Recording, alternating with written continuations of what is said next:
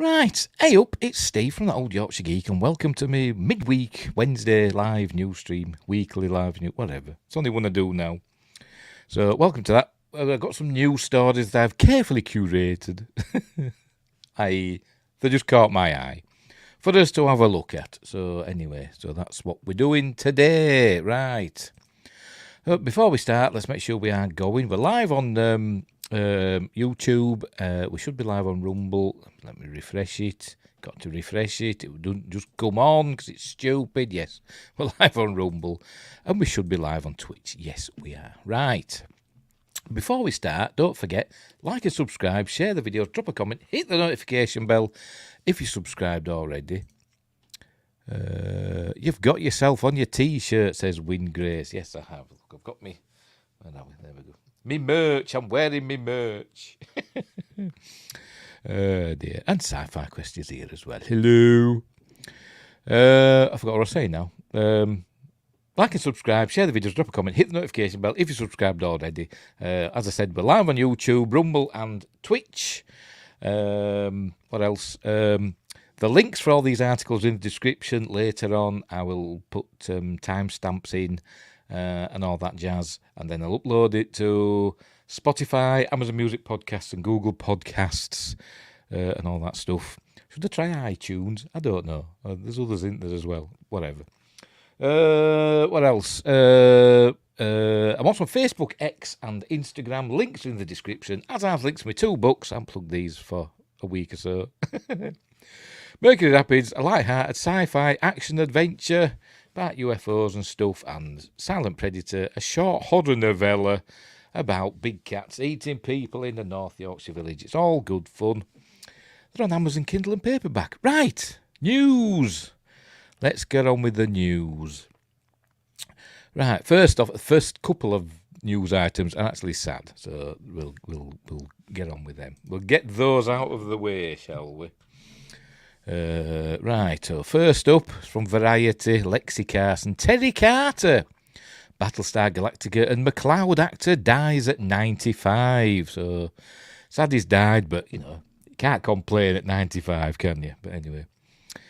Terry Carter, who played Sergeant Joe Broadhurst on the TV series McCloud, it's a series I never really watched. I think it came and went while I was still quite young. And obviously I knew about it. Dennis Weaver on his horse riding into the city, but I didn't really watch it because it didn't have spaceships and monsters in. Right, so anyway, TV series McCloud and Detective Colonel Ty, proofreading, thing of the past, unbelievable. And Colonel Ty on the original Battlestar Galactica died at his home in New York. So good they named it twice. Tuesday morning, he was 95. Born John Everett DeCosta, I presume that's how you pronounce it, in Brooklyn, New York on December 16th, 1928, to parents of Dominican, Argentine, and African-American descent. Carter would go on to become the first black TV news anchor for Boston's WBZ-TV Eyewitness News, where he also became their first opening night drama and movie critic. He was also one of the first black regulars on the 1956 TV sitcom series The Phil Silvers Show, in which he played Private Sugarman. Carter's other credits include the 1970 TV movie Company of Killers, in which he starred alongside Van Johnson and Ray Milland, and the 1974 film Foxy Brown with Pam Grier. Ooh. In 1979, Carter formed the Council for Positive Images, a non-profit dedicated to enhancing intercultural and inter-ethnic understanding through media. Under the organisation, he produced and directed several documentary programmes for PBS focusing on cultural and historical topics. In 1988, Carter produced and directed the Emmy-nominated TV musical documentary A Duke Named Ellington about the jazz titan. Carter served 2 terms on the Board of Governors of the Academy of Television Arts and Sciences. He was inducted in 1983 into the Academy of Motion Picture Arts and Sciences and served on the Documentary Committee and the Foreign Films Committee for the Oscars. In 1985, Carter was awarded a Los Angeles Emmy for Kids or KIDS, whatever, a TV miniseries he created, directed and produced about a diverse group of teenagers. See, all this back in the 80s, it's not a new thing. Who struggled to navigate the intense conflicts confronting American youth at the time. Carter was twice widowed and is survived by his wife, oh dear, Eteferhu Zenibi da Costa, apologies, and his two children, Miguel, and Melinda. I butchered those names, didn't I? Maybe not Melinda. So there we go. So very sad. Colonel Ty has passed away, and there he is. Obviously, it must be at a convention. But I liked him in Battlestar Galactica. He was a bit grumpy, wasn't he?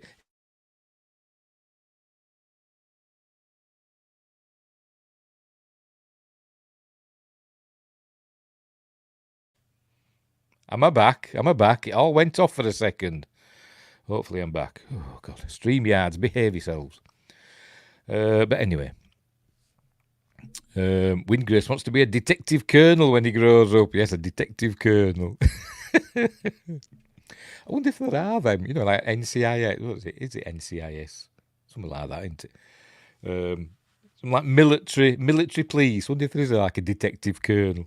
I don't know how it works. But anyway, so there we go. So Teddy Carter has passed away, so that's very sad. All right, let's move on to the other one. Oh, I'm going to yawn. Oh, I do apologise. Oh, good night.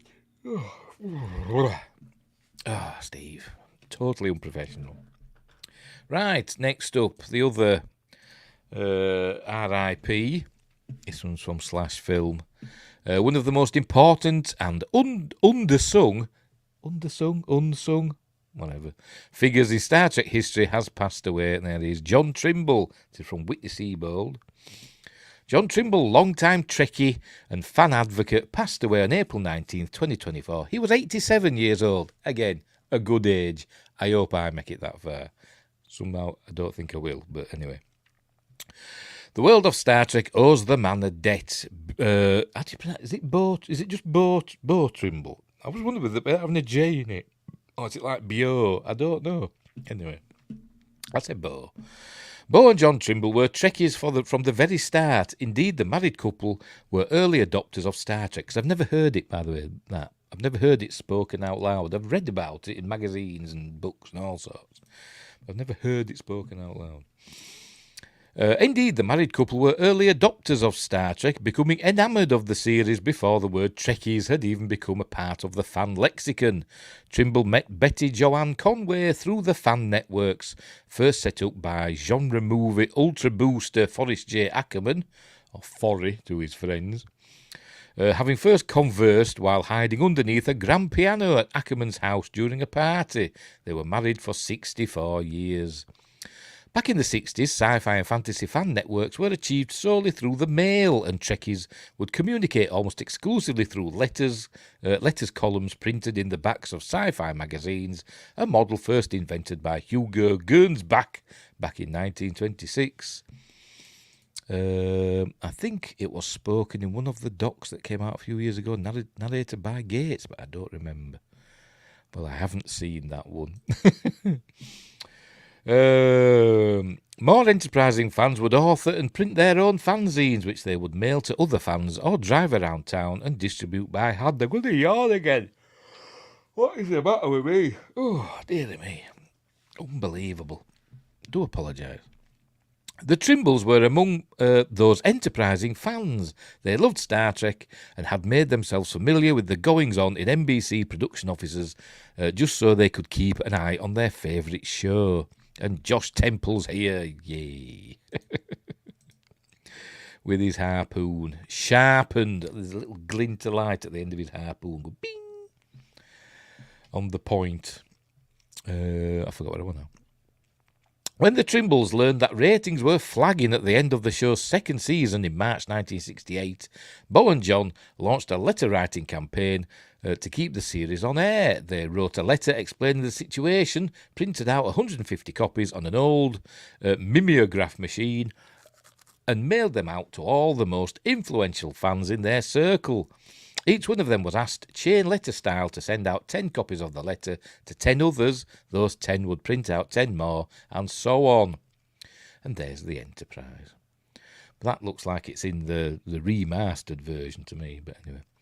Thanks to Trimble's efforts, Star Trek was renewed for a third season and subsequently put into eternal syndication. I have a Star Trek fanzine right next to me, he says, does Wayne Grace.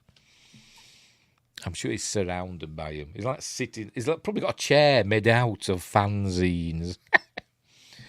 Anyway, John's wife, Bo, led the charge on the letter-writing campaign, but she credits John for first having the idea and helping to facilitate it. Talking to Sci-Fi Radio last year, Bo said, I hope I'm pronouncing that right, anyway, the whole Save Star Trek campaign was John's fault. We had visited the Trek set about when word sifted down that the show would be cancelled at the end of the second season, so we watched actors do their stuff beautifully in front of the camera, then slump off looking depressed. On our way home, John said, there ought to be something we could do about this.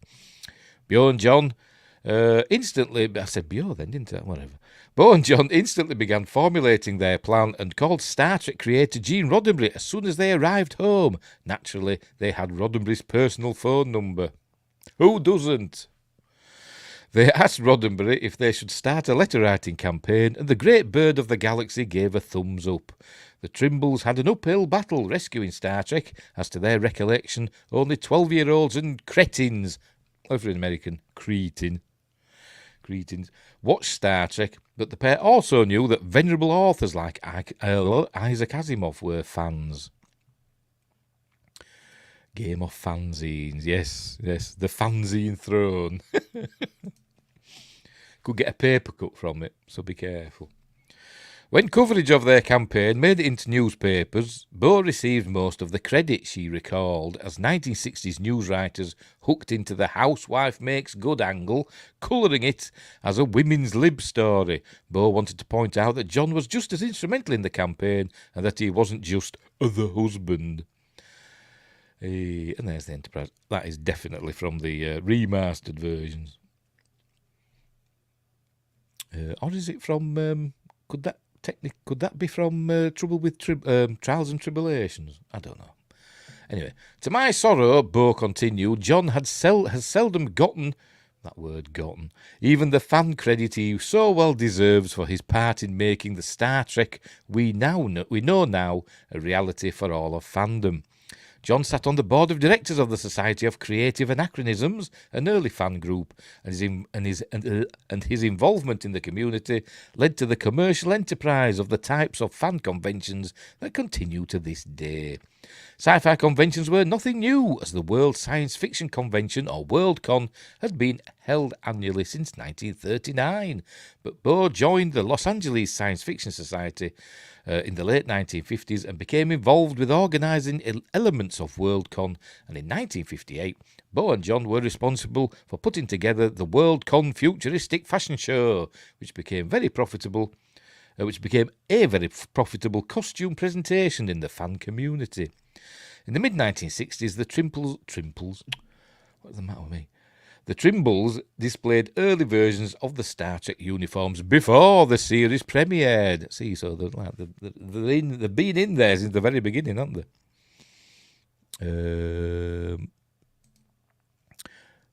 Tribbles, yes.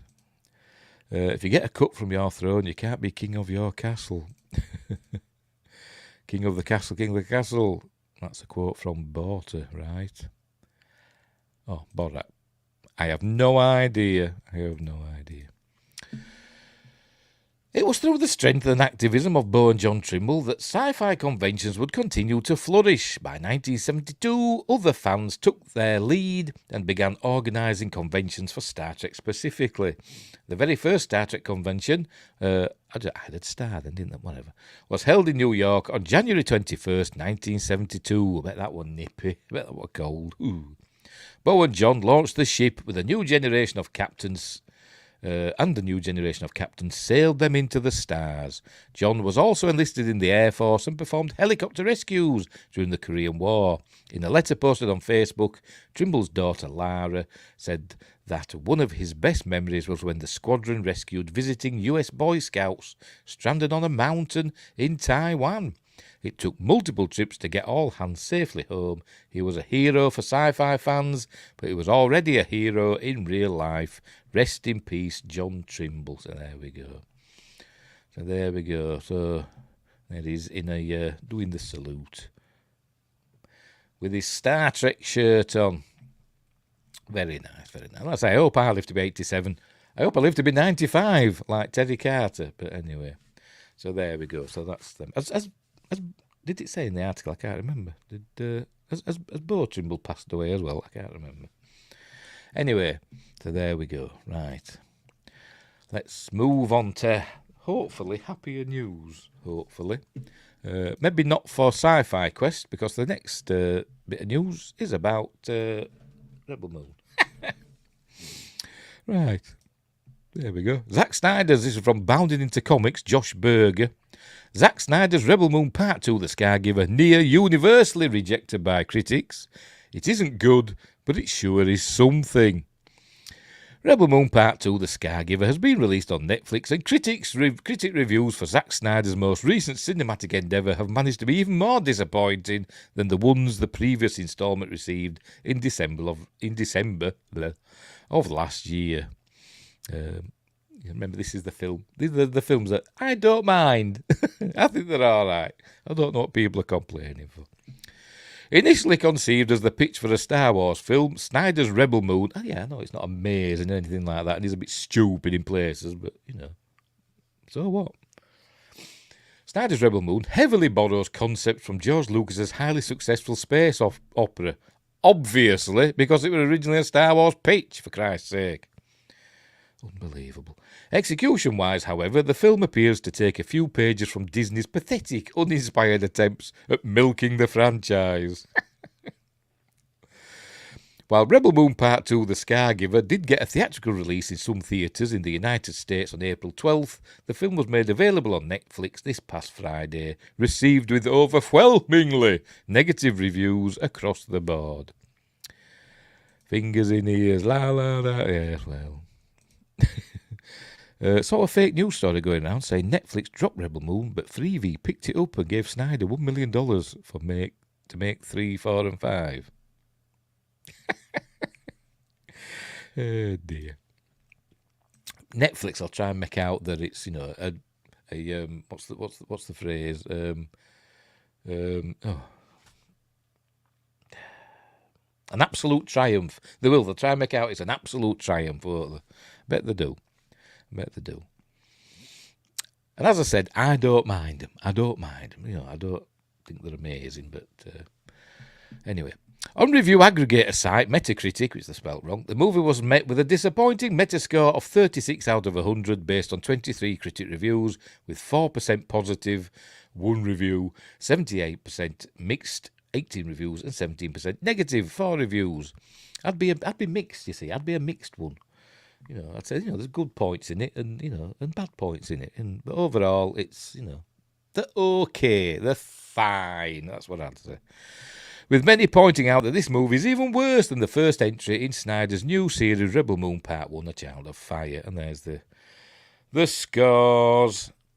The film isn't faring any better on Rotten Tomatoes, where Rebel Moon Part 2, The Scargiver, was met with a disappointing 16% tomato meter score, based on 77 reviews, and a slightly less disappointing 53% audience score, because audiences, are more forgiving, aren't they? The general public. The Great Unwashed, that took into account over 1,000 user reviews. Excuse me. Snyder was made a partial or honourable partner of Netflix, though, wasn't he? I have no idea. No idea. Can't wait to get it when it comes out for the Criterion. Sarcastic bugger. The only positive review on Metacritic comes from the AV Club's Jared Jones, who prefaced the director's vision of an adult-oriented space opera. By the way, they're coming out of the R-rated versions in summer. So when we're seeing them doing the sword fighting and shooting and stuff, I imagine there'll be blood spraying everywhere instead of just like gloopy, like molten metal or whatever it's supposed to be, or energy gloops we saw, didn't we? It'll be all blood spraying everywhere in the R-rated version of it. Anyway, the director's vision of an adult-oriented space opera is compromised by a PG-13 cut and an emphasis on far too familiar influences. Pretty much, yeah. As I said, it's Seven Samurai, Magnificent Seven, Battle Beyond the Stars, etc. They've all been done. Even that episode of Enterprise where the Enterprise crew saved that mining thing from the baddie Klingons. It's that as well. It's variations on the theme. Anyway, and giving a B- to the film. Sci-Fi Quest says there's also talk that these are all the bad cuts. The Snyder cuts will be all the good bits. What? What's that supposed to mean? All the bad cuts. Anyway, Netflix wanted him to do PG-13 versions, didn't they, to release initially, so that more people get more eyes on it. But I don't think how that would make any difference, to be honest. Because I mean, does anybody really go into Netflix and I suppose some do. I suppose if you've got little kids, you might go in and not just go into the Netflix kids section or whatever, but so they can't see the adult stuff. But I suppose like 99% of probably people don't care and just open up Netflix and you can watch whatever, can't you? Anyway, The Scargiver is an unmistakable blend of Akira Kurosawa's Seven Samurai and George Lucas' Star Wars, so obvious in its make that pointing out the origins of its parts is redundant, pretty much. Jones notes, later adding, if nothing else, The Scargiver has a clearer direction than its prior instalment. I don't know. I preferred the first one, which allows us to spend more downtime with this overlarge group of archetypes. It was too slow for the first half with The Scargiver. Who cut these? A temp. The YTS. You know what I mean. Sci-Fi Quest will know what I mean. The youth trainee. Would you leave a scene with a cracked lens in the final cut of a film, Steve? All depends, doesn't it? Maybe it was deliberately cracked. Why is there a scene with a cracked lens? Is there? Because I didn't notice it. But then again, all of the Army of the Dead had bloody dead pixels, didn't it? Because that's one of the nicknames for the film, wasn't it? Army of the Dead Pixels. So I think he does it deliberately, to be honest. I think he does it deliberately.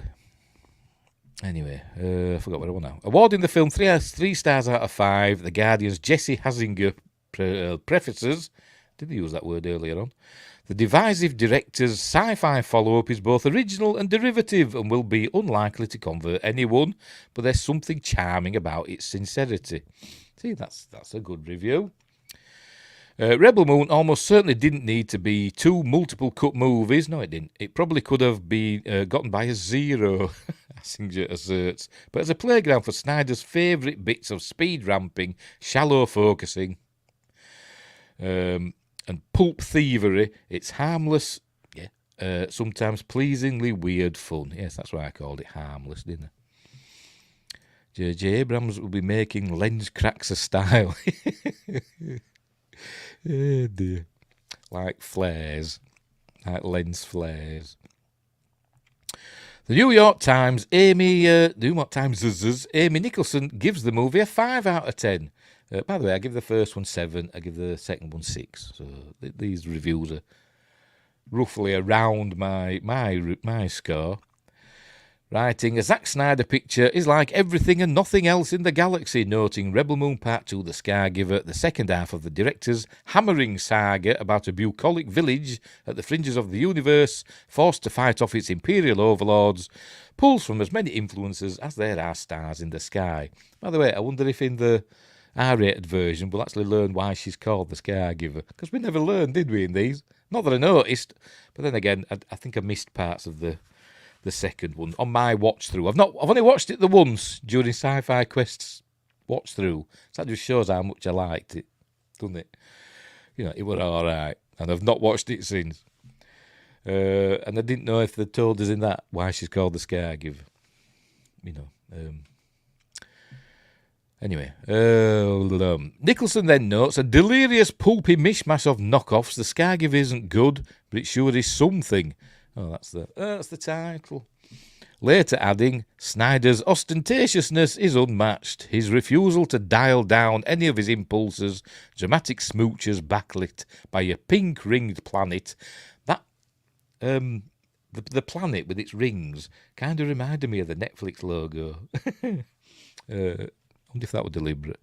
I've just read that. Priestly hats that resemble glowing pepperonis. Yeah, I suppose.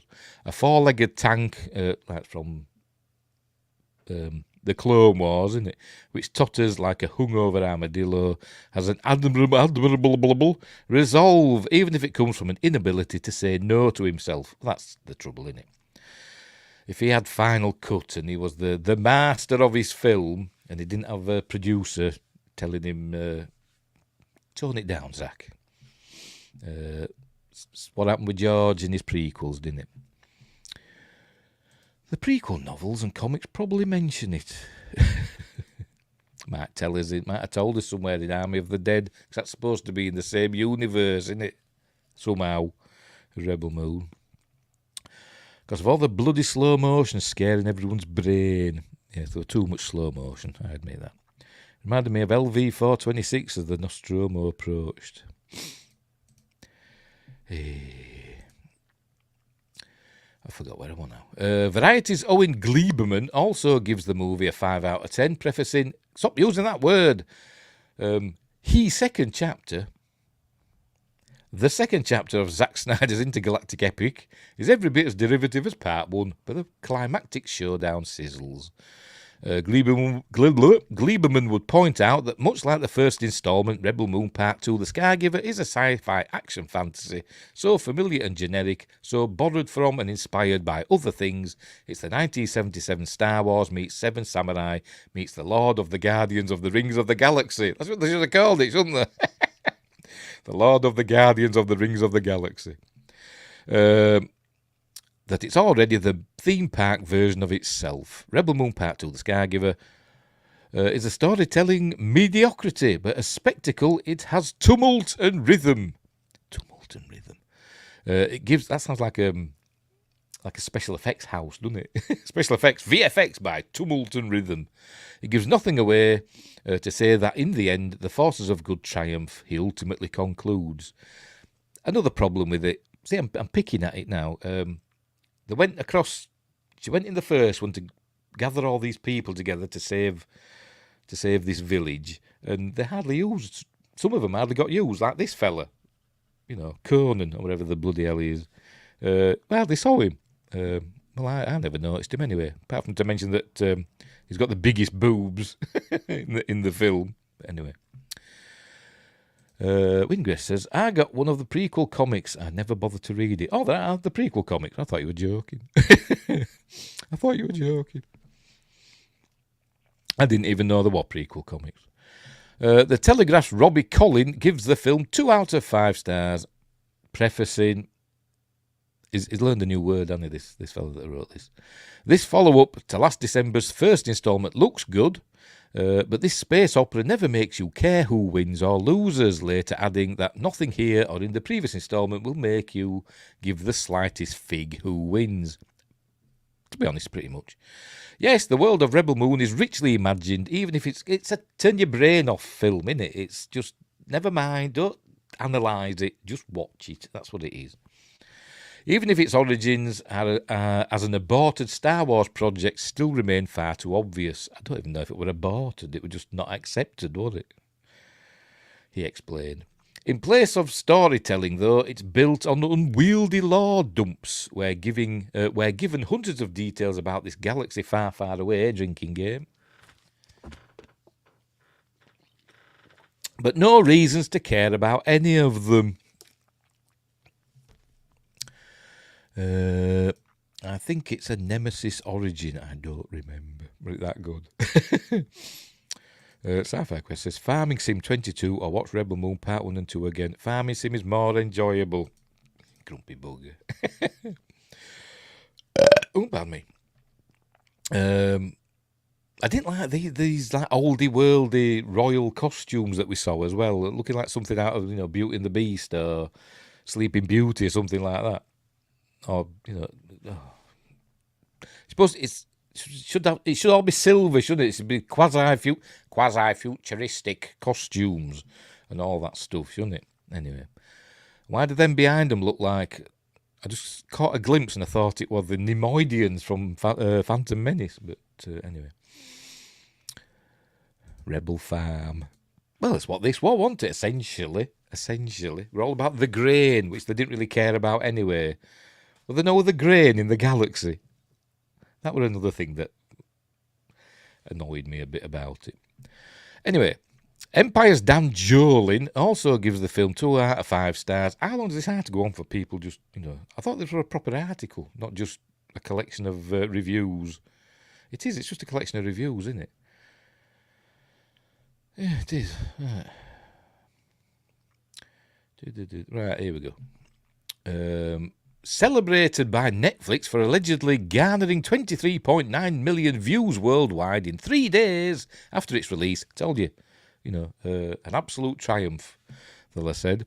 According to the streaming giant's own top 10 of the week report, remember one of those views was Sci-Fi Quests. That is, Rebel Moon Part 1 warm to negative reviews, receiving a disappointing blah, blah, blah, blah, blah, blah, blah. Counting chickens before they hatch, Netflix announced that Rebel Moon Part 1 A Child of Fire and Rebel Moon Part 2 The Scargiver are expected to get R-rated versions at some point later this year. Somewhere we've heard, haven't we?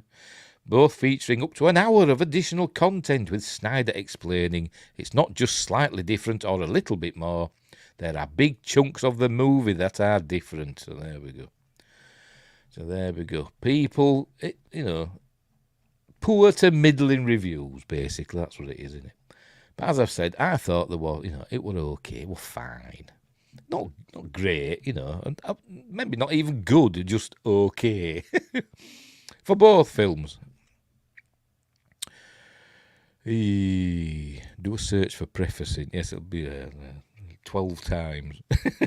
So we do it. I do Control F. Control F. Oh, wrong bloody page. Oh, God. I'm wrong screen. I'm stupid. There we go. How many we got? 8.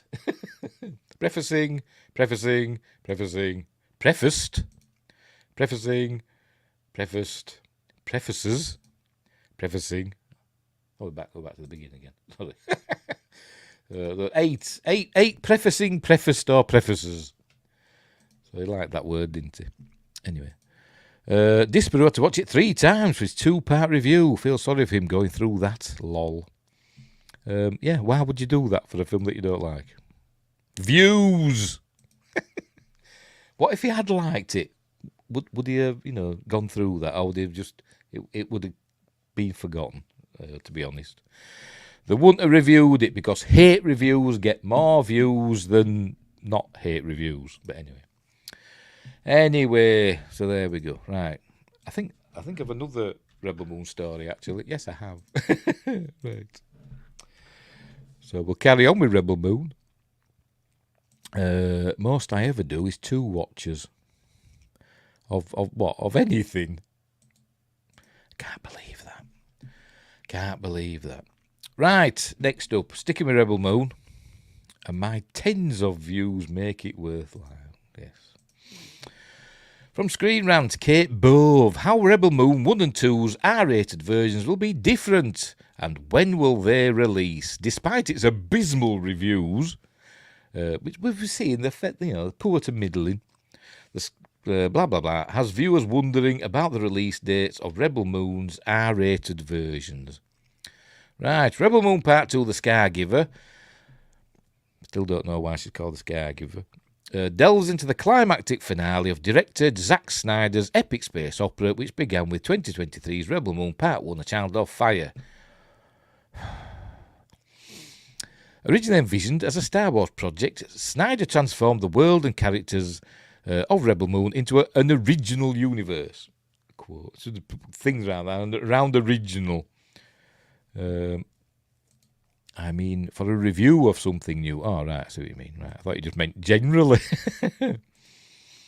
On that preface, I do 2 watches, each different time zones. Okay. Where were we? What we want to know, R-rated version, sod all that. We know all about it. We've read all about it, haven't we? Right, following the straight-to-Netflix release of Rebel Moon, Part 2, The Scargiver, I'm sick of saying that, Zack Snyder announced that the Rebel Moon director's cuts would be seeing the light of day sooner than initially anticipated. Snyder had previously mentioned that there would be R-rated versions of both films, but the release schedule wasn't clear. New details have emerged, revealing that both Rebel Moon films will see an hour of extra footage added onto their run times. I've also heard that it's also kind of re-edited as well, with using different alternative shots and stuff like that, or takes. That's what I heard. One of the biggest criticisms leveraged at the two-part epic was its formulaic nature. With so much world building, Rebel Moon's characters suffered. Yes, that's some of them we kind of forgot about, didn't we? However, the extra scenes in the movies... By the way, I didn't even know... at the end of... Spoilers, at the end of the second film, Rebel Moon 2, I'm not going through the whole title, when all the... as Sci-Fi Quest would say, the General Grievous fighters arrive... I didn't even know they were supposed to be on the way. Did it mention that in the first film? They said, we'll meet you there or something. But I didn't even know they were coming. But they arrived, didn't they? I'll be looking for the cracked lens in the Snyder Cut Part 2.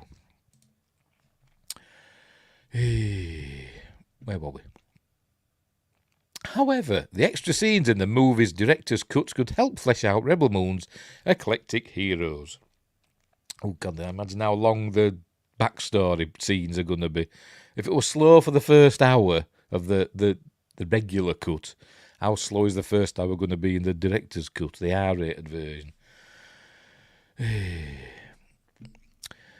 While it's hard to imagine that the new R-rated versions of the films will mitigate all the backlash, the 6-hour sci-fi epic promises to be even more immersive than ever. Snyder has also noted that the director's cuts will be very adult, featuring both more violent and sexual themes.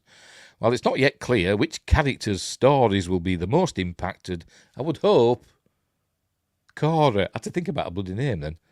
The main character. You would think. Maybe we'll learn why she's called the Scargiver. And it's not because of the scar that What's-His-Face has on his chest in the second film, because they called her that before.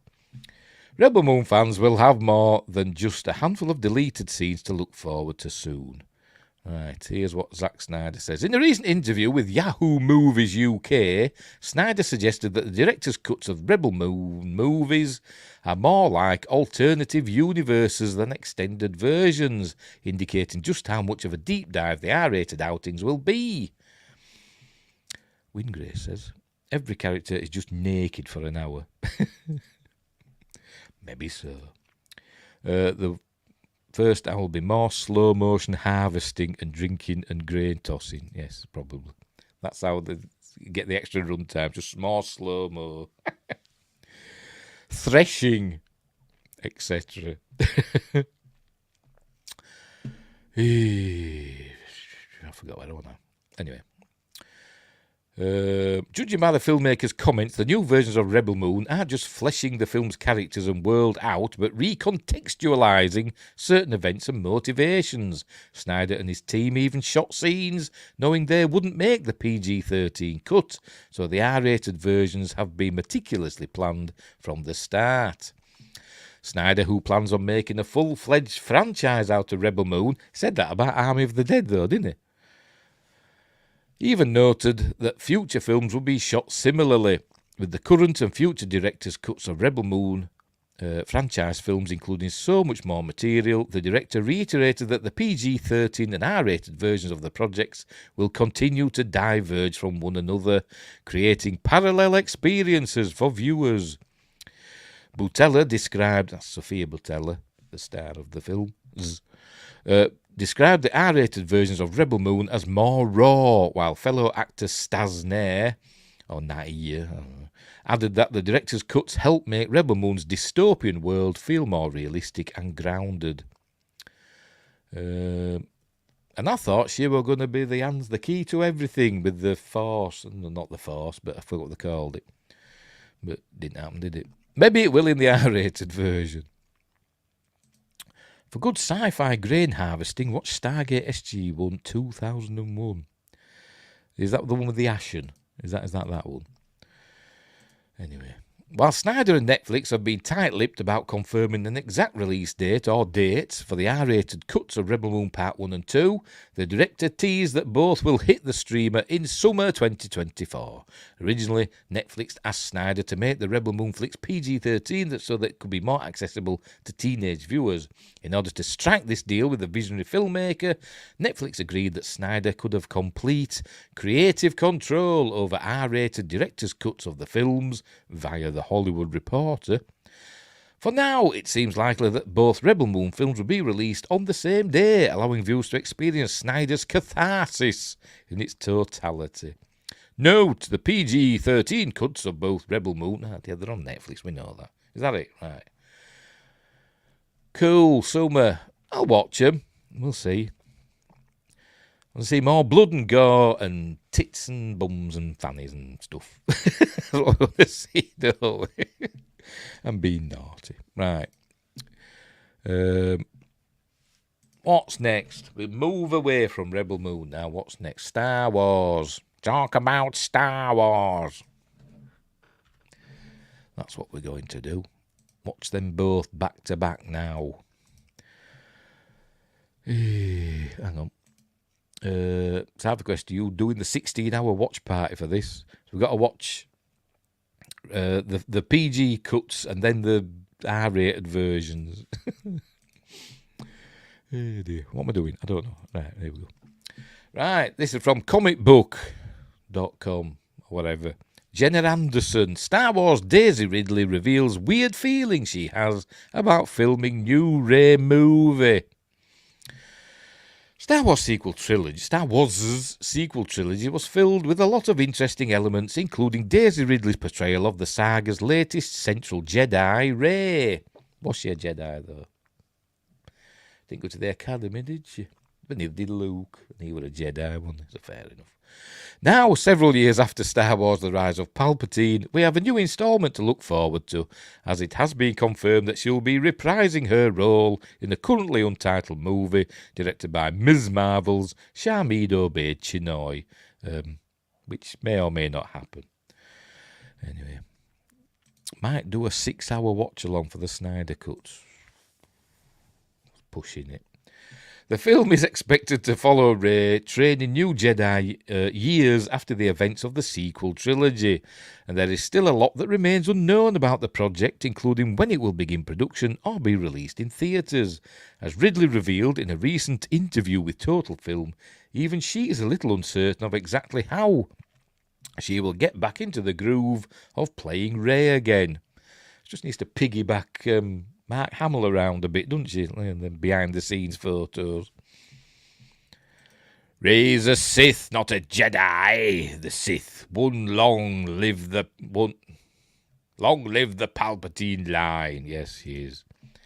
She is. That's how it should have ended. I always said that. Even when it first came out, I said it shouldn't have ended with saying, I'm Rey Skywalker. When that old woman said, who are you? She sort of said, I am Rey Palpatine, and ignited a red lightsaber, and her eyes should have gone, yeah. And it could have ended on a cliffhanger. I think fans would have liked that myself. Anyway, I forgot what I want now. I honestly have had moments where I'm like, I don't know if I remember what I did as Rey, Ridley explained. Look. It's really strange. I think the whole thing will feel so different anyway, with a totally different team. I'm in a very different place than I was. I'm probably going to be one of the adults. And initially, I was the youngest person on set, which was a weird feeling. I would also hope that it's a lot of the same crew, Ridley continued. Obviously, many people shifted, but many people stayed the same through all 3 films. And there was something wonderful and comforting about that. I don't think it'll be a lot of the same crew. But I don't know. It all remains to be seen. I would hope it feels natural in some way, but also like, I don't know, like it's a new adventure. I'm hoping it's sort of a bit of both. Last year it was revealed that Damon Lindelof, and Brick Gibson had both departed the project, yay, with Peaky Blinders Stephen Knight brought on to rewrite the script. Lindelof and Brick Gibson's version of the film would have reportedly been set 60 years after Star Wars The Rise of Palpatine, and followed a much older version of Rey. And it had been all mystery boxes and all that shit.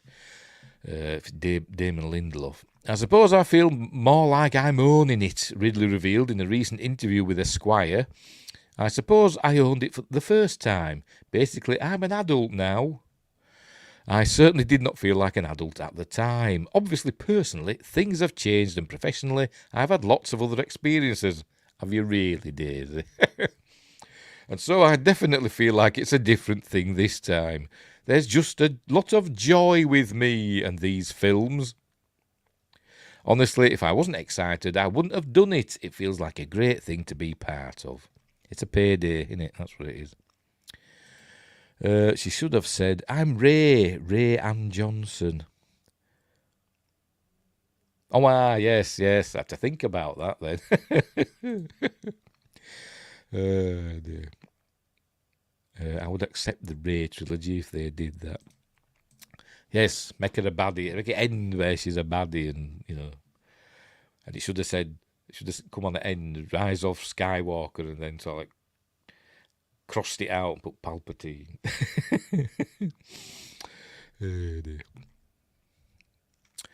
I forgot what I want now. Yes, we're on this one now. It wasn't a difficult decision, Ridley said of returning. Yeah, because you hadn't done a huge amount, have you, Daisy? When all's said and done. Did that film with Tom Holland, and you did one of Kenneth Branagh's Poirot films, the first one. Well, I can't remember which one it was. Was that Murder on the Orient Express? Or whichever, one of them anyway. That's about it, really, isn't it? That's all you've done, pretty much. You've voiced Ray in some games and stuff, haven't you? And cartoons and all that jazz. And then Darth Jar Jar walks out. Good. He's a good. That's what he said, wouldn't it? Dear. I didn't say yes right away. Better like 5 seconds.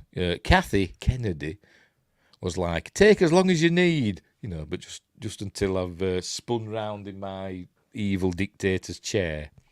Why wouldn't I do it? Yes, they have been divisive, but also they bring a lot of love and joy to a lot of people. I like Force Awakens. I really do. I really like Force Awakens. It feels pretty amazing, and I like Daisy Ridley in it. It feels pretty amazing to be able to continue a character. Like, can I even remember how to play her? It's an interesting challenge as an actor to come back to something and try to figure out what's changed for me and what's changed for her. All you need to do is just do that thing when Han Solo said that Chewie likes her in Force Awakens. She did that little thing with her nose. She crinkled her nose. Just do that all the time. Just do that all the time because it was adorable. Right, so anyway. So there we go. She's excited about coming back. Misa, Force is strong with you, sir.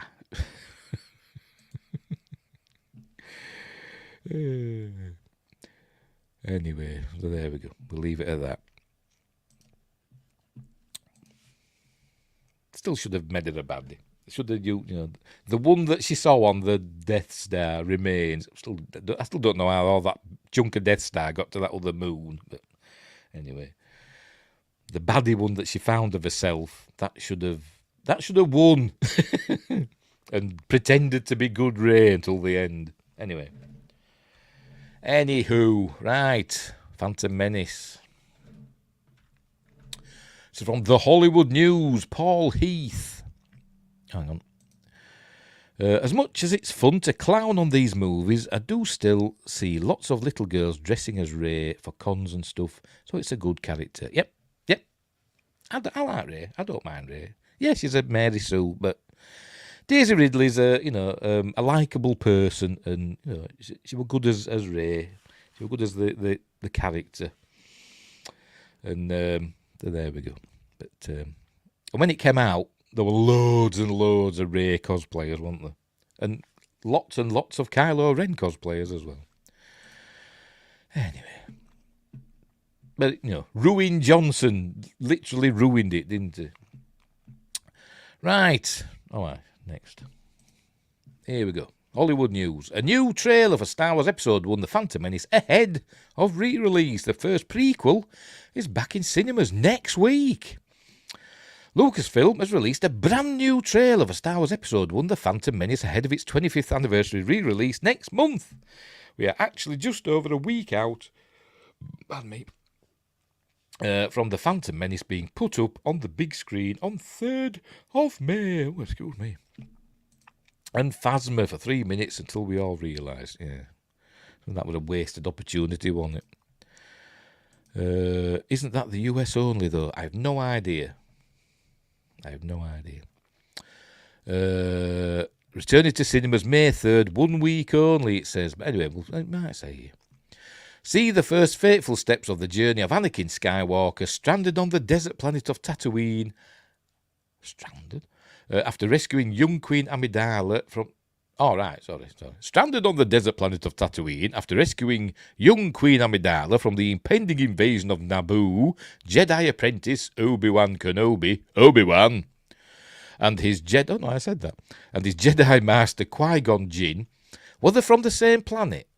Or the same tribe, or whatever you want to call them, because they've got similar, the hyphenated first names. I don't know. Does it say anywhere? I think I've asked this before, haven't I? I've not got an answer.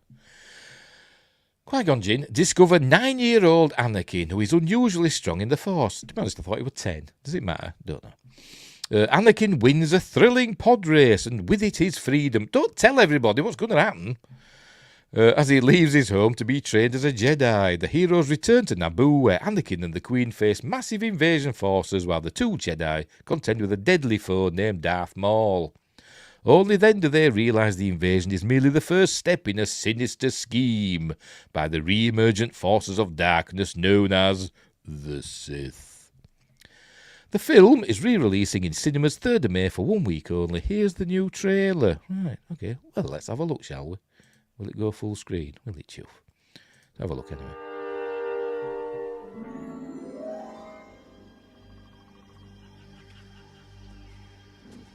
You sure this is a new trailer?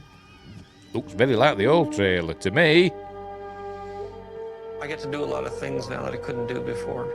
Oh. Create things that weren't possible to create before. Action! The Phantom Menace. Phantom Menace. Episode 1 is my favorite. The generation that first saw Episode 1, that's their Star Wars. They love it. All these years later, you can see it, you can feel it. Anakin Skywalker, meet Obi-Wan Kenobi.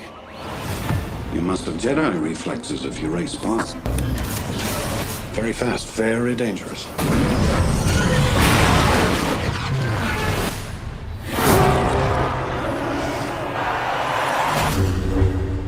The form of fighting in the prime of the Jedi to be a much more energetic and faster version of what we've been doing. The great sword fight at the end of the film. We'll handle this. I thought the introduction of a chorus might be just the thing.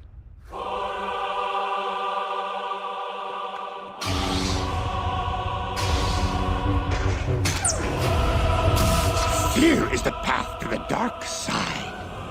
Fear leads to anger. Anger leads to hate. Hate leads to suffering.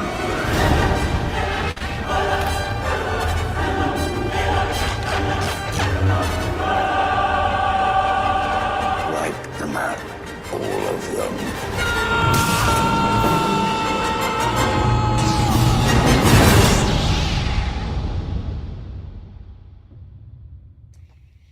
Do you know what? That makes me want to watch Phantom Menace again. It actually does. It actually does. So anyway, there we go. I don't know, is it just US? I don't know. Shall we have a look? I will look it up. Just bear with me. Phantom Menace cinema. Oh, 25th anniversary. Cinema re-release. Right. Oh, this is on Disney UK, this.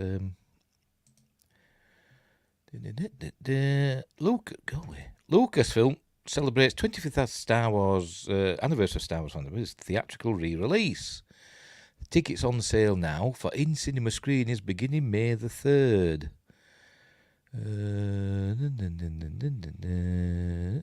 Tickets will go on sale May 3rd at 12. Hang on. Oh, that's something else. That's in Japan. What about the UK?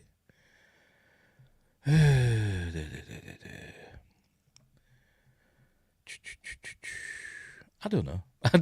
Let's hang on. I will look for my local cinema and see if it's appearing there.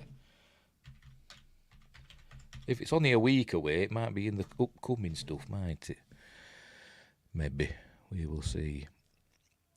Showcase Cinemas. That's my local one. This is another one as well, but I've never been to it. Coming soon. What's coming soon? Have I ticked that? Oh, yes. Just bear with me.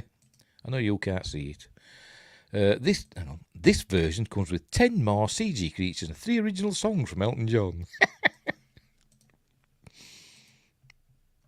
Have you felt the force tonight? Come on, bloody hell. Wait for this coming soon page to load. Showcase's website's bloody awful. It is. Come on, are you going to load then, or what? You always think that. Do you click it again, or will it just start from the beginning? Click it again. That made any difference. Right, I'll go to show times. Oh, it's bloody useless. Right, I'm going to have it. Missed your chance. Right, now booking. There's not even no appearing there. It's a shit website. Showcase, sort your website out, for Christ's sake. Getting angry now. Getting angry now. Still good. Okay, we'll try something else. Phantom Menace UK showtimes. Cineworld. Right, there we go. Phantom. Sorry, all the bloody boxes come up. Go away. Right, yes. So it's on at Cineworld. Yes, on 3rd of May 2024. Yes, it is. So it is in the UK as well. Oh, we got there in the end. Don't let the suns go down on Tatooine. That's my impression of Elton John, Sir Elton John. Oh dear. So yes, it is in the UK as well. So, Sci-Fi question, get yourself off to the cinema and watch Phantom Menace on the big screen where it's supposed to be seen. Much like I did when it first came out. I went to see it at the cinema. It's alright. It's alright. I didn't mind it. Anyway, right. Make sure there's no messages on the other platforms. No, there isn't. Right. So there you go. So cool. Actually, did that trailer made me want to watch Phantom Menace again. But I probably won't. I'd watch my own version, my own edit of it. The degunganized edit. Anyway, let's move on. Right, what's next? Yes. It's more Phantom Menace news. And this one might be of interest to Windgrace, who likes his Funko Pops. Here we go. This is from the Good Men Project by J. Snook. By J. Snook, leave a comment. Russell T. Davies speaks like Elton sings these days. Yes, he does, yeah. Anyway, look at these Star Wars The Phantom Menace 25th Anniversary Funko Pops. Get your first look at some of these pops from this 25th Anniversary collection. And there they are. There's young Obi-Wan, the Padawan with his braid. There's young Anakin with his goggles on. I presume that's Padme as the servant girl, whatever the bloody hell they call her. Handmaiden. There's, what's his face? Watto. Is it? I think, is it Watto? Yeah, it is, isn't it? And there's a battle droid. Right. Since I was a kid, says J. Snook, I've always been a Star Wars fan. Can you read that? That's a bit small, is that? Make that a bit bigger. There we go. I have watched pretty much every movie and TV show that has been made, and I've enjoyed them immensely. Over the years, Funko has made a fair amount of pops and sodas based off... What does that mean? Based off of characters from this series. They're not done any Stargate ones, have they? Recently, a 25th anniversary, you can get, like, you know, fan-made ones, can't you? But not official ones. Recently, a 25th anniversary collection was announced for the Phantom Menace, and here is my thoughts on them. Obi-Wan Kenobi Funko. There he is. There are some nice-looking pops in this set. Obi-Wan is my favourite, and it captures the personality of this character perfectly. The battle droid turned out great, and some fans are going to be eager to add it to their collections. You can learn more about this Funko Pop set here, link. There's the battle droid Funko. These Star Wars The Phantom Menace 25th anniversary Funko Pops arrive June 2024. So, like, a month after the films. Anyway, you can follow Entertainment Earth on Facebook, Twitter, and Instagram. Oh, look, there's Jar Jar with his whatever the hell they are. I don't know what they are. The battle droid is kind of neat. I think they're all kind of cool. What did they have a name? Them energy ball things. What they? I don't know. Anyway, Jar Jar Binks Funko. Oh, is that it? All right. So there's a Jar Jar one, a battle droid one, an Obi-Wan. Padme, Anakin, and Watto, whatever the bloody hell you pronounce it. It looks weird though. His eyes are just yellow, are they? Anyway, never mind. They could have put a little dot in the middle, couldn't they? But never mind. So there we go, Win Grace. More you can spend your money on. Oh dear. Right. And not only Funko Pops to celebrate Star Wars' Phantom Menace's 25th anniversary, but also it's a boomer. Is it Bombad? Oh, is that what we call it? A boomer, the blue thing. The boomer, also known as a boomer or energy ball, was a weapon used by members of the Gungan Grand Army on the planet Naboo. Because it went boom. A Bombad boomer, no less. Right, Star Wars Blue Milk, released from multiple brands ahead of May the 4th, says the High Times and Benjamin M. Adams. Sounds like a Starfleet captain, that, doesn't it? Captain Benjamin M. Adams of the USS Kemp's True Moo. Kemp's and True Moo are releasing limited edition Blue Milk inspired by Star Wars A New Hope. I imagine this is US only. I've not seen any blue milk in Asda when I went shopping today. So I hope there won't be any bloody green milk, I hope. But can you drink it straight from the teat? So he drank his green milk, didn't he? It bloody... Ooh. Does it taste like bubble gum? I have no idea. I imagine it'll taste like milk. Anyway, but right. Does it say on there? Can we click on it? No. Babe, you okay? You barely touched your Star Wars Blue Milk. What was that a quote from? I don't know. May the 4th is National Star Wars Day. What do you mean national? International? Americans. Sorry, Win Grace and Joshua. Josh Temple. Who's Josh M. Temple? I don't know. But anyway. May the 4th is Star Wars Day, and dairy companies are releasing blue milk inspired by an old mystery, the weird inclusion of the blue drink in the franchise's first film. Bantha milk, innit? Blueberry milkshake, says Sci-Fi Quest. I always thought it was supposed to be Bantha milk. Anyway. Kemp's Dairy and chocolate milk maker True Moo are among the brands launching limited edition lines of blue milk. It's a great way to tackle the munchies, perhaps with some cereal or with some Oreos.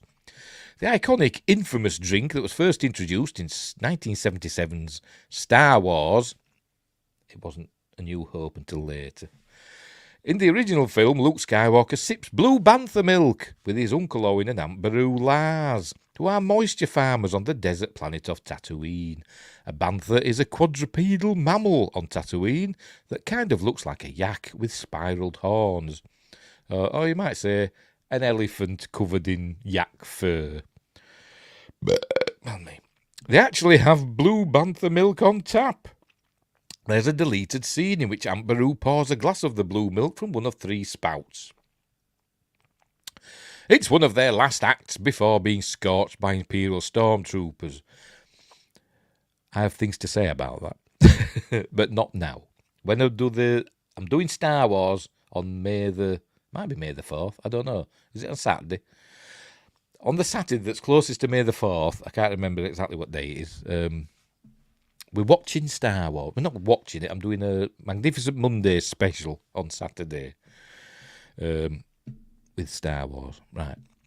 And I will tell you my thoughts on about the lasers being scorched by Imperial stormtroopers or not. When the stormtroopers fail to find the droids thereafter, they torch Luke's aunt and uncle instead, do they? In the story, the blue milk is one of Luke's last encounters with his aunt and uncle before their deaths. Now you can get your own blue milk in multiple flavours. However, it's not bantha milk, just old-fashioned cow milk with food colouring. Kemp's version of the blue milk has a vanilla flavour. Entering the atmosphere near you for a limited time only, Kemp's Blue Milk, the Star Wars rebels in your life will love this low-fat, vanilla-flavoured milk. The company posted on X, formerly Twitter. I should have read that like in an American accent, shouldn't I? Wingris says, that's a meme, babe. You barely touched your insert something funny. All right. Fair enough. There's the tweet. True Moo is also releasing their own version of the blue drink, coming to a galaxy near you, mid-April. And there's a nice picture, look. In Star Wars universe, milk comes in multiple colours. The newer installation of Star Wars The Last Jedi, older Luke drinks green milk that's produced from female Thala sirens during his self-imposed exile on Acto. Why did he name a planet after a sneeze? Don't know. God, I hate that film.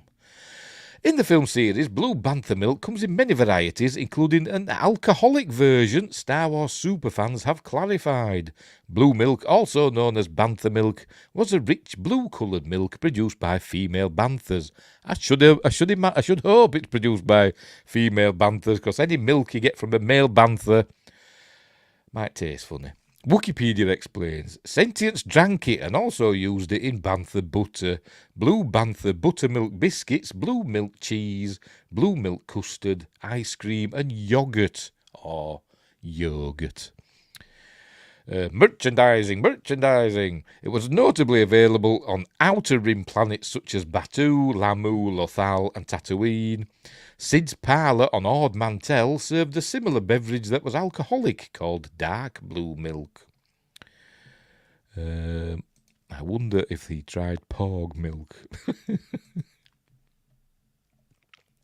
One commenter, Marina E. de Leon, PhD CNC, posted that blue milk already exists since 2021. She provided a link showing a microbial, beneficial soy milk, for Christ's sake, that is naturally coloured by bacteria. Throughout the films, blue symbolises the good side of the Force, such as in the colour of Luke's lightsaber, and red symbolises evil. So the Sith drink red milk then. Tell if somebody's a Sith, they've got a red milk moustache. According to Reader's Digest, May the 4th became part of Star Wars law in 1979. England's Conservative Party, the Tories, boo, used the motto after Margaret Thatcher won the election to become the first female Prime Minister of the United Kingdom on May the 4th to 1979. The Tories paid for a newspaper ad that stated, "May the 4th be with you, Maggie, congratulations." Thatcher's infamous, shocking comments about cannabis are an entirely different story. I have no idea what they're talking about. Margaret Thatcher advisor thought black people gave marijuana to babies. That's what it says. That's what that link goes to. I'm not surprised. Sith don't drink milk, they just must pour it on the ground while staring you in the eyes. Soy does not have glands, so it's not milk, it's juice. You can't milk a soybean, can you? Soya bean, whatever the bloody hell. It wasn't until the early 2000s that the Star Wars holiday became much more in the public eye due to the fact that fans were using it constantly on social media, said Dan Madsen, founder of the official Lucasfilm Star Wars fan club and founder and former publisher of Star Wars Insider magazine. What are about cannabis for? Oh, actually, it's called High Times. It's a cannabis website, isn't it? It's a cannabis website. I've just realised that's why it's called High Times, and they're talking about cannabis everywhere. Okay, well, fair enough. Right, okay. Oh, look, it's strains of cannabis to do with Star Wars.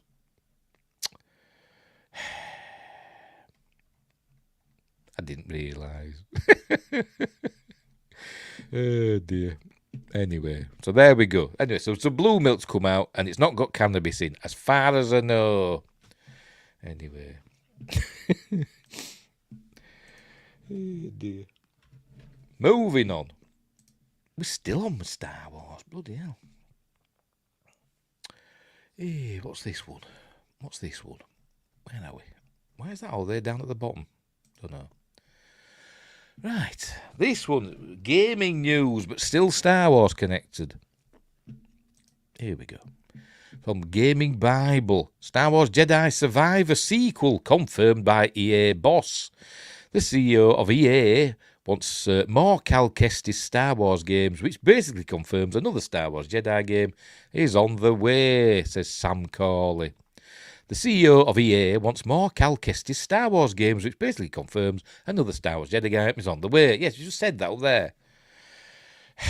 Following the success of Star Wars Jedi Survivor, it's only natural to expect a third game to round off a trilogy. Because it wouldn't be a trilogy otherwise, would it? The game's ending definitely left the story open for a continuation. I've not played it yet. I've got it. I've not played it yet.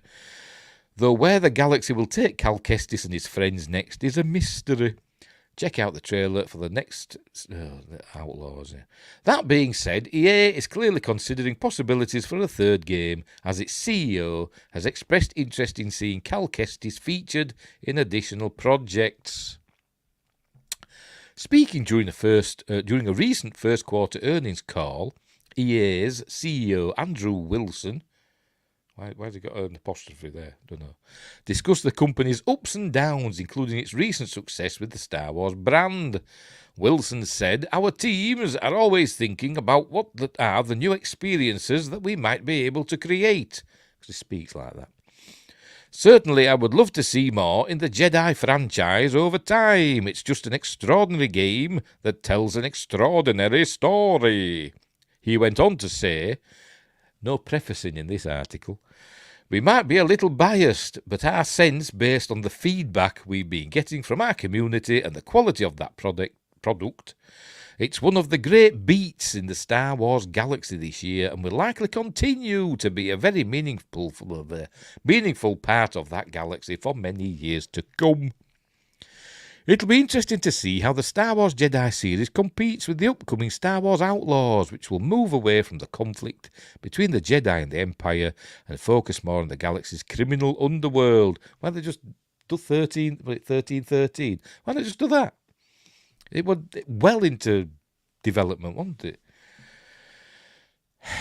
Outlaws is being developed by Ubisoft, whatever, and will boast a seamless open world that'll rival the Assassin's Creed games in terms of size and scale. In other news, Jedi Survivor will soon make its way onto Xbox One and PS4. The ports are currently in active development, despite initially being skipped so the game could utilise the full potential of current-gen hardware. That's interesting. I didn't think they'd bother doing that. Anyway, Star Wars Jedi Survivor is currently available, blah, blah, blah, blah, blah. Right, is that it? Yes, that's it. What's that? Oh, that's Star Wars Jedi Survivor sequel was just quietly confirmed by EA. Oh, that's the article I was supposed to be reading. Maybe they updated the page, I don't know. It's been almost a year since Star Wars Jedi Survivor was released, and with the sequel receiving such high praise, it would be a shame not to see another instalment. Right, what does he say? Here we go. A job listing itself mentions Star Wars Jedi, as well as describing the project itself as an unannounced Star Wars title. Not only that, but candidates must have experience working on AAA third-person action-adventure games. This news would make sense considering Cal Kestis' actor himself, Cameron Monaghan, suggested that the third title was already in the works just months after the release of Star Wars Jedi Survivor, according to a report by Game Rant. With the end of Star Wars Jedi Survivor leaving more room for Cal's story, it would not be unsurprising to see the story have room for more. Blah, blah, blah, blah, blah, blah, blah, blah. Yeah, so anyway, so there you go. It looks like they're advertising for work. Where does it say? Eagle-eyed fan recently spotted a job listing from the company in search of a senior game writer for a Star Wars game. So there we go. So another Star Wars Jedi game. What would they call this one then? We've had Fallen Order, Survivor. What would be next? Jedi Rising or something like that. It was going to be 3 Cal Kestis games all along. Cameron Monaghan is rumoured to have a movie or show appearance in his contract. Everybody's been saying, why isn't he in? Why is he not in, Ahsoka or Mandalorian? Because he looks exactly like his character, doesn't he? So it's a missed opportunity. Maybe, I bet he's going to be in the film, in that Mandalorian and Grogu. We'll see. Or they might not at all. It's Disney. They're idiots. They're idiots. Anyway. Moving on. Actually, oh no, we haven't. I'm going to say I think it's the last one, but no. What's this one? Oh, this is a new story that Taxi Sci-Fi Quest has covered on his channel. I thought sod it. I'll cover it as well. It's from Giant Freaking Robot, Christopher Isaac. Alien series adds actress from acclaimed sci-fi stacking epic.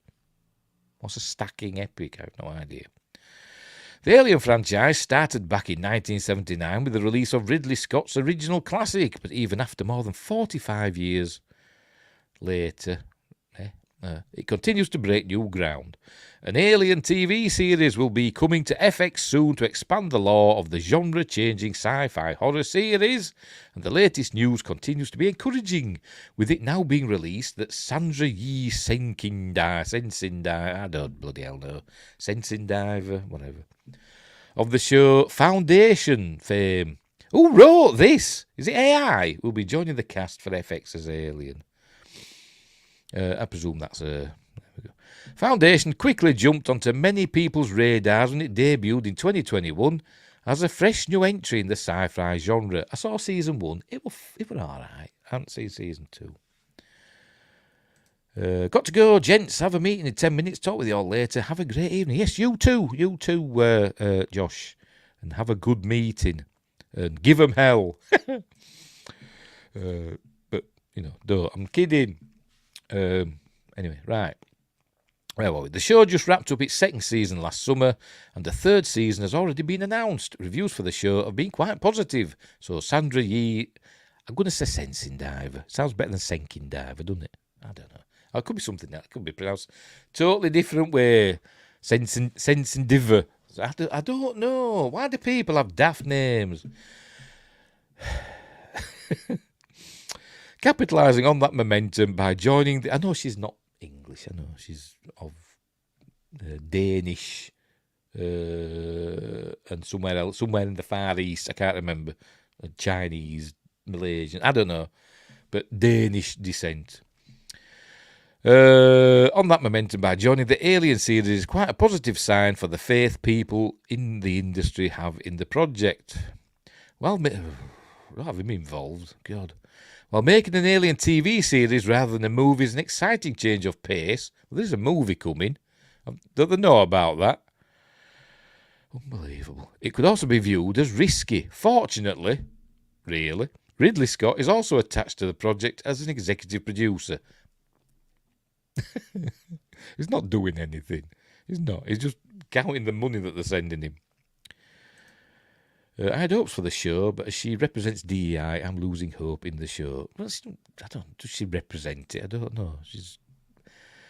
She's got an organisation that, represents Danish and other, generally Danish people, of colour or other stuff. But, lots of people do that, don't they? And as I've seen, it's been going around since the 60s and 70s. Where were we? Ridley Scott, yeah. Don't have him connected. He's not connected. Apart from being, an executive producer, which means he's just counting the money that he's getting from it. It is unclear what the extent of Sandra Yee, whatever role in the series will be, beyond it being said that she will be appearing in multiple episodes and that there is potential for her character to become more prominent as the show progresses. Her character will be part of the Whalen-Yutani Corporation. I bet she's a Yutani. Bet she is. He looks like Zelenka in that picture. No, he don't. No, he don't. As far as the plot of the Alien series, details are still light at this juncture, but we do know a few basics. The show is expected to transpire before the original film. It will be the first time the series features a story set on Earth, apart from the Alien vs Predator films. And the alternate cut of Alien Resurrection, where she goes back to Earth and it's all devastated and stuff, isn't it? Sydney Chandler will be in the starring role as a woman named Wendy. Early reports say the show will depict advancements of the androids that play such a prominent role in the franchise, often for both good and evil. It will be interesting to learn what exactly Sandra's character does in all of this. Based on the rumours that she could see her role potentially expanded, it could already be inferred that the Alien series is looking to continue beyond one season. Well, yes, I imagine they'll all hope that. FX boss John Landgraf also confirmed this, stating that the desire is for this to be an ongoing show, exploring the many facets of the Alien franchise that have still gone untouched.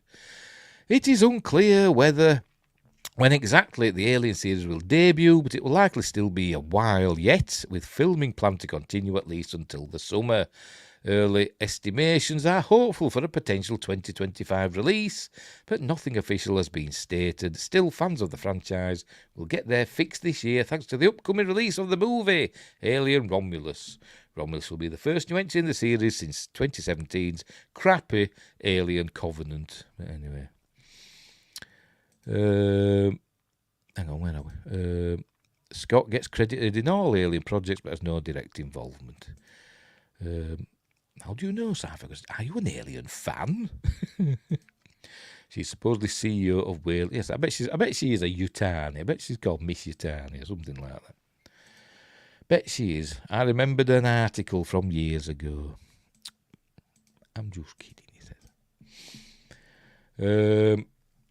But yeah, because like I say, it was driving force in the original. Even though he wasn't the creator of the original Alien story, he's still involved in it. But like I say, it's like John Carpenter keeps getting producer roles, doesn't he, on all the Halloween films and remakes. But he doesn't do anything. He just accepts the checks, which is what Ridley's probably doing. But for God's sake, don't take any advice from him, because he's dotty. He's bloody dotty is Ridley Scott. Anyway, right. So there we go. Yeah, whatever.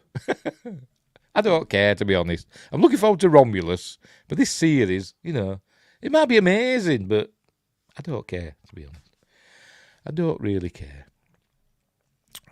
Where will it be set? Oh no, it's on Earth, isn't it? But are they going to learn about the aliens? Are they going to go to LV-426, or have they got? Is it going to be connected to Alien versus Predator, where we saw Ms. Yutani get at the end of the second one get the shoulder cannon thing of the Predator, didn't you? I don't know. It's going to be 8 episodes and 2 of them good. The first and the last. Right, let's move on. And finally, I think we're on an and finally. Yes, Doctor Who. Right. This is from the Huffington Post. Daniel Welsh, Doctor Who fans should start preparing for the most devastating finale ever. There will be tears. Right, Doctor Who fans, that's a bit small, isn't it? Not that big. There you go. Doctor Who fans might want to make sure they're fully hydrated before the new series gets underway because, folks, there are going to be tears. Following last year's 60th anniversary and Christmas specials, former showrunner Russell T Davies, a.k.a., as Wingrace says, Elton John, is gearing up for his first full season at the helm of Doctor Who since stepping down more than a decade ago. The new episodes will see Ncuti Gatwa as the Time Lord, while Millie Gibson will reprise her role as his new companion, Ruby Sunday. It's been a while, hasn't it? Speaking to SFX magazine, Russell revealed that the Doctor and Ruby's feelings of being an outsider will continue throughout the new season. We saw at Christmas she was a foundling, much like Din Djarin, the Mandalorian, left at the church at Ruby Road. The It's a Sim producer explained. Also, for Christ's sake, mysteriously abandoned in outer space. What? Doesn't know his parents either. And that's a big connection between the two of them. What's he talking about? Oh, for Christ's sake. Let's go back to Alien for a minute. Looking to do a live on Friday talking about the Alien franchise for LV 426 Day. Oh, yeah, it is, isn't it? Yes, 426. If you're an American, because they put the dates wrong way around, don't they? Oh, that's a good idea. The timeless chart. It's a real home, a vibration between the two of them that really forges their friendship like no other Doctor and companion team ever before. And that hasn't finished. You're going to see that develop. Well, you look at his stupid face. Russell T Davies. He teased that while each individual episode stands on its own, there'll also be a running story that will build and build to the most devastating finale. Literally the biggest finale ever, he noted. Gulp. God. It was previously revealed that when Doctor Who returns in 2025, Ncuti and Millie will be joined by a new co-star in the form of an additional companion for the sex education star's Time Lord. Doctor Who will return to our screens next month, is that it? It's not giving us any clues, is it? Perhaps it's going to be devastating.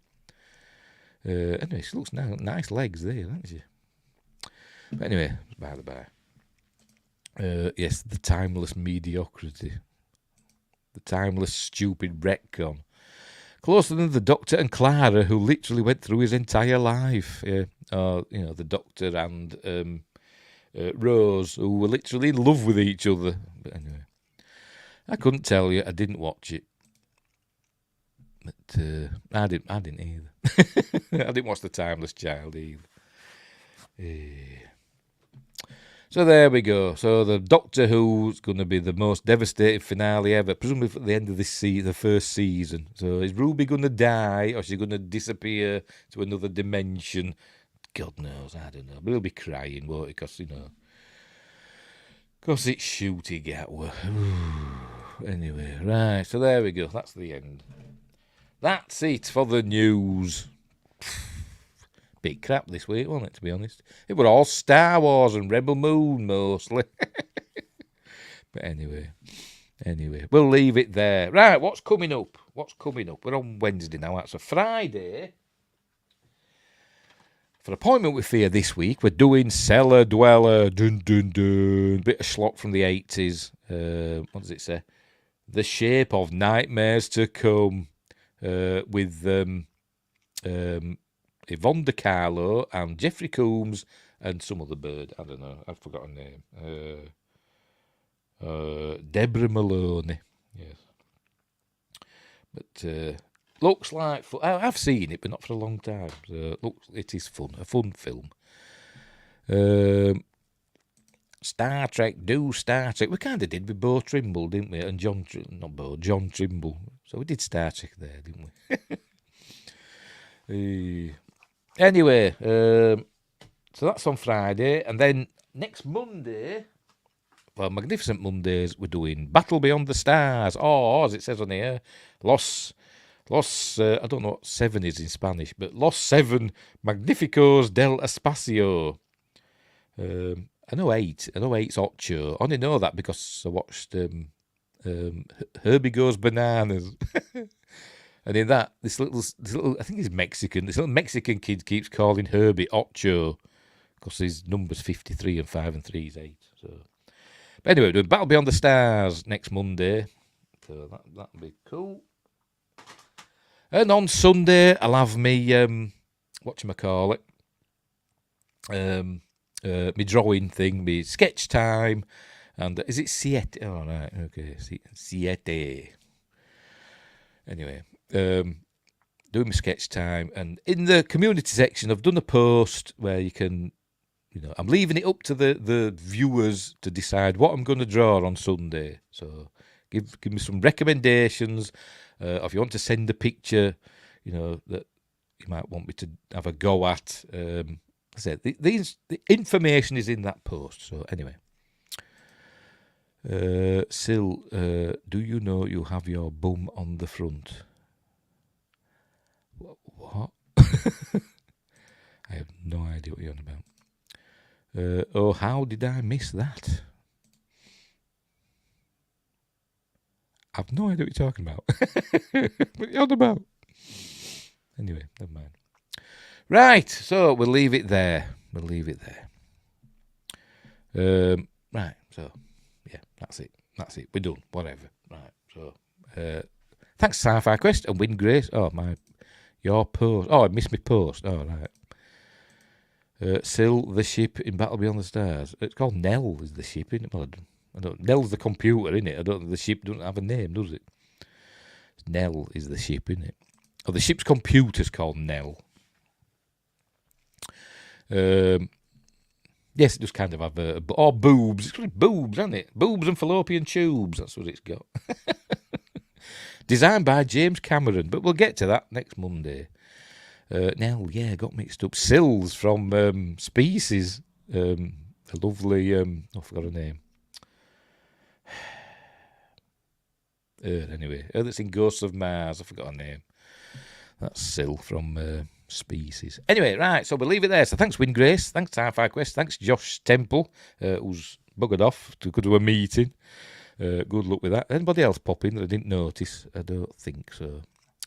So, we'll leave it there. They both have nice pair on their front. Yes, they do. We'll leave it there. So, thanks for watching. Wherever you are, look after each other. And until next time, I'll say they. And I'll do my Patreon shout out as well. I did it at the beginning, I'll do it at the end as well. So, I'll say they.